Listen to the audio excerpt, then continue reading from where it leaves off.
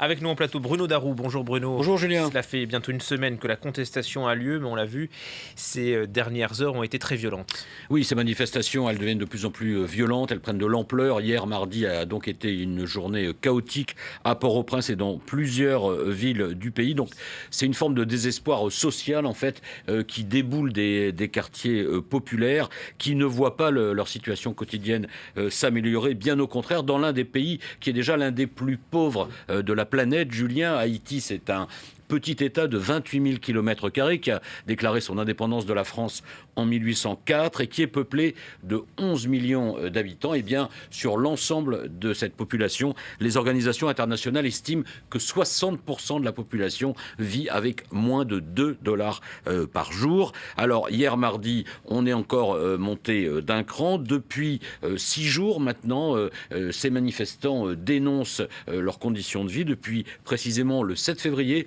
une date un peu symbolique qui marque à la fois les 2 ans de la présidence de Jovenel Moïse et puis aussi le retour à la démocratie le 7 février 1986. Alors ces manifestants dénoncent évidemment les inégalités sociales grandissantes et la corruption systémique, une colère qui s'est renforcée aussi, il faut le dire, avec des difficultés économiques croissantes, notamment l'inflation qui atteint 15%, dépasse même ces 15% depuis maintenant 2 ans. La principale revendication, au fond, c'est que ces gens veulent manger à leur faim.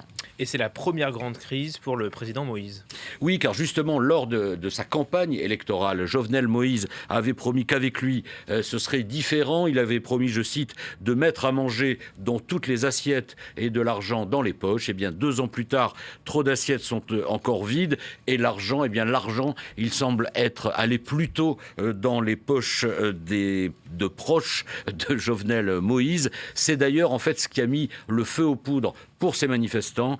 C'est un rapport de la Cour des comptes sur une gestion calamiteuse depuis 2 ans et aussi de possibles détournements de fonds prêtés depuis 2008 par le Venezuela à Haïti pour financer son développement, notamment en matière d'infrastructures. Et il y a notamment une société qui était dirigée à l'époque par Jovenel Moïse lui-même, qui est soupçonnée d'avoir empoché des fonds qui étaient destinés à la construction d'une route. Au total, une quinzaine d'anciens ministres et d'anciens hauts fonctionnaires sont épinglés par ce rapport. Le président lui-même est donc soupçonné de corruption. Du coup, la colère, Julien, elle se tourne contre lui. Beaucoup de manifestants réclament son départ, on l'a entendu. Face à cette explosion sociale, le pouvoir exécutif, et notamment le président, reste pour l'instant étrangement muet. Il y a eu un tweet du secrétaire national à la communication qui a dit en gros, en substance, oui aux manifestations, elles sont autorisées,